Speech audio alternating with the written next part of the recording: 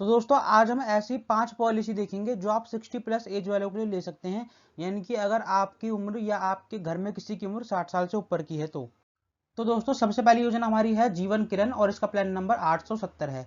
ये एक तरीके का टर्म प्लान है। टर्म प्लान का मतलब ये होता है कि इसमें केवल आपको मरने पे ही पैसा मिलता है, जिंदा रहने पे नहीं मिलता। जैसा कि आपको पता होगा एलआईसी की और भी पॉलिसीज होती है जिनमें आपको 20 साल या 25 साल की मेच्योरिटी मिलती है और अगर आप बीच में मृत्यु हो जाती है तो उसमें भी पैसा आपको मिल जाता है।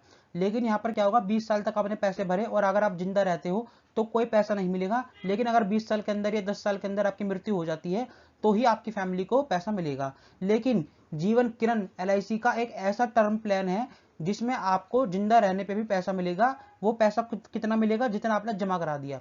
यानी कि टर्म प्लान में क्या होता है, जितना आपने पैसा जमा कराया, आप अगर डेथ हो जाती है आपकी तो ही आपके नॉमिनी को पैसा मिलता है, नहीं तो आपने जो पैसा भरा हुआ है वो एलआईसी के पास या फिर किसी भी कंपनी के पास रह जाता है। लेकिन जीवन किरण एक ऐसा प्लान है जिसमें आपने जितना पैसा जमा कराया तो वो भी आपको वापस मिल जाएगा अगर आप जीवित रहते हो तो। और अगर आपकी मृत्यु हो जाती है तो फिर आपका जितने रुपए का आपने सम एश्योर्ड लिया है उतने रुपए का पैसा आपके नॉमिनी को मिल जाता है।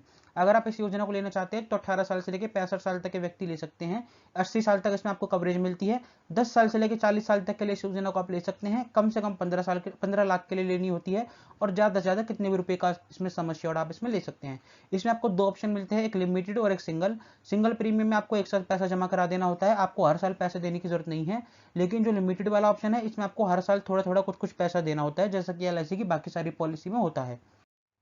अब यहाँ पे एग्जाम्पल में हम देखते हैं 62 साल के व्यक्ति का हमने एग्जाम्पल लिया है। 10 साल का उन्होंने बीमा लिया है और 10 ही साल तक उन्हें पैसा देना है और 25 लाख रुपए का उन्होंने लिया है सम एश्योर्ड, यानी कि जब उनकी डेथ होगी तो उनके नॉमिनी को 25 लाख रुपए मिल जाएंगे। अब यहाँ पर आप देख सकते हैं 62 साल से पैसा भरना चालू करेंगे और 71 साल तक भरेंगे। उनका जो प्रीमियम जाएगा लगभग लगभग 1,80,000 रुपए जाएगा। अब ये प्रीमियम ज्यादा इसलिए आ रहा है क्योंकि उनकी एज भी 62 साल हो चुकी है। अगर वह कम एज में इस बीमा को लेते तो उनका प्रीमियम काफी ज्यादा कम आता। अब यहाँ कवरेज में आप देख सकते हैं नॉर्मल कवरेज है 25 लाख की और एक्सीडेंटल कवरेज है 25 लाख की। और अगर उनको कुछ नहीं होता, वह जीवित रहते हैं 10 सालों तक, तो उनके जो पैसे भरे हुए हैं 1,17,54,000 रुपए वो भी उनको वापस मिल जाएंगे। जो दूसरी योजना है वह जीवन अमर है। ये भी एक तरीके का टर्म प्लान है। इसमें भी 80 साल तक कवरेज रहती है और 18 से लेकर 65 साल तक के लोग इसको ले सकते हैं। इस योजना को 10 साल से लेकर 40 साल तक के लिए ले सकते हैं। 25 लाख से इसमें सम एश्योर्ड शुरू हो जाता है और ज्यादा से ज्यादा कितने भी रुपए तक का सम एश्योर्ड आप इसमें ले सकते हैं।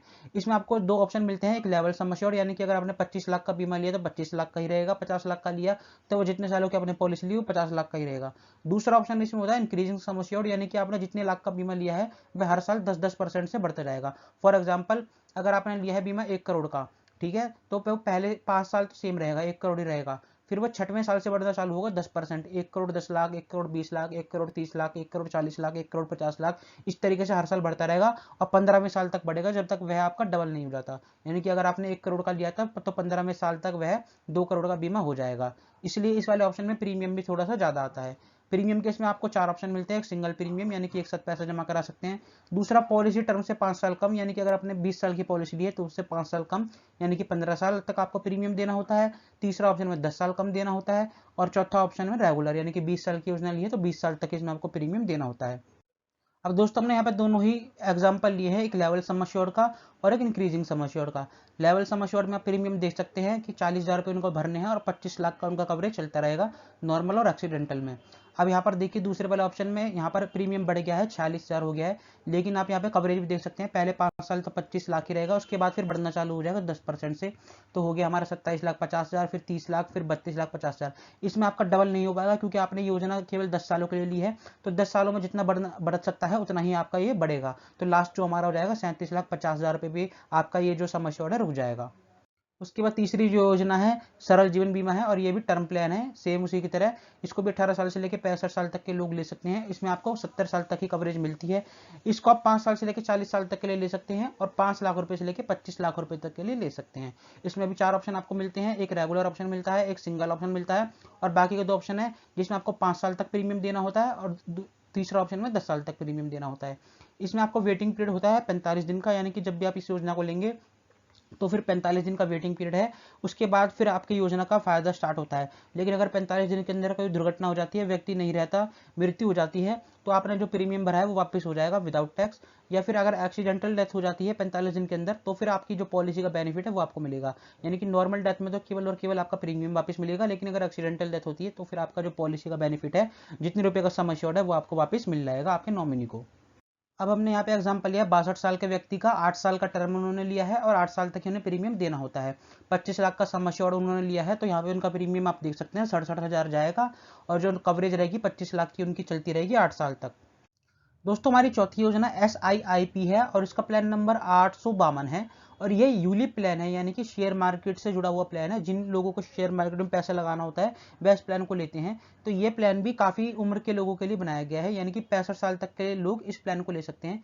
इसमें आपको 2 ऑप्शन मिलते हैं। एक ऑप्शन में तो ये होता है कि 90 दिन के बच्चे से लेकर 54 साल तक के व्यक्ति ले सकते हैं, तो इस वाले ऑप्शन में तो हम फॉल करते नहीं हैं। लेकिन जो दूसरा ऑप्शन है उसमें 55 साल से लेकर 65 साल तक के व्यक्ति ले सकते हैं, तो ये वाला ऑप्शन हमारे लिए काम का है। अब दोनों ऑप्शन में फ़र्क क्या है?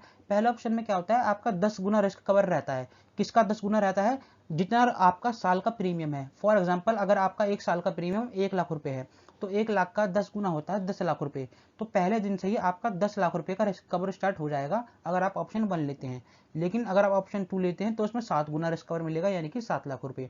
तो पॉलिसी को 10 साल से लेकर 25 साल तक के लिए ले सकते हैं, और आपको इसमें इतने पैसे देने होते हैं कि आप 4,000 रुपये महीना दे पाओ, या फिर 6 महीने में 22,000 रुपये दे पाओ, या फिर 3 महीने में 12,000 रुपये दे पाओ, या फिर साल में 40,000 रुपये दे पाओ। यानी कि इतना आपको प्रीमियम देना ही देना होता है, और आप ज़्यादा से ज़्यादा कितना भी प्रीमियम इसमें दे सकते हैं। डेथ होने पे आपको बेसिक सम एश्योर्ड मिल जाएगा, यानी कि जितने रुपए का आपका सम एश्योर्ड था, जो मैंने आपको इस दोनों ऑप्शन में बताया, ठीक है। 10 गुना वाला होगा तो 10 गुना, अगर 7 गुना वाला होगा तो 7 गुना, या फिर जितना आपने प्रीमियम भरा है उसका 105%।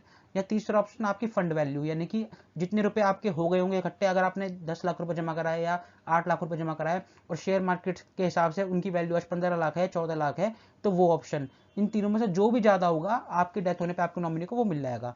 बात करें राइडर की, तो आप इसमें एक्सीडेंटल बेनिफिट राइडर भी ले सकते हैं, यानी कि जितने रुपए का आपने सम एश्योर्ड लिया आपकी डेथ होने पे वो तो मिलेगा ही मिलेगा, और जितने रुपए का सम एश्योर्ड का आपने राइडर लिया, यानी कि एक्स्ट्रा बेनिफिट होता है जो आपकी पॉलिसी में ऐड हो जाता है, आपको उसके लिए एक एक्स्ट्रा प्रीमियम देना होता है। तो इससे क्या होता है, डेथ होने पे आपको डबल अमाउंट मिल जाता है।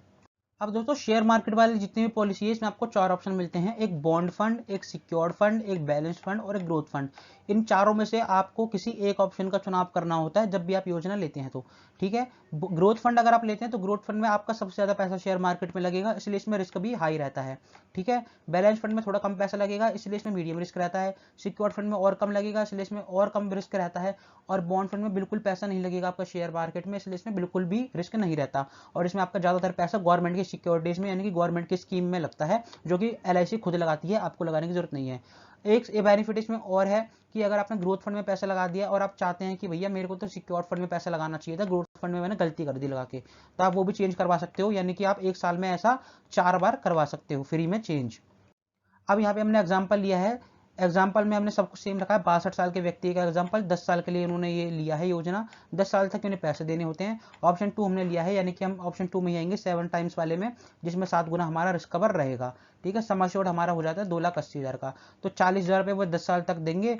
उसके बाद आप यहाँ पे देख सकते हैं जब 10 साल तक वो 40,000 रुपये दे देंगे, यानी कि 4 लाख रुपये वह भर देंगे, तो उनको 7,48,000 रुपये की मेच्योरिटी मिल जाएगी। अब दोस्तों ये जो मेच्योरिटी का अमाउंट है ये फिक्स नहीं होता, क्योंकि आपको पता ही है share market up and down होती रहती है।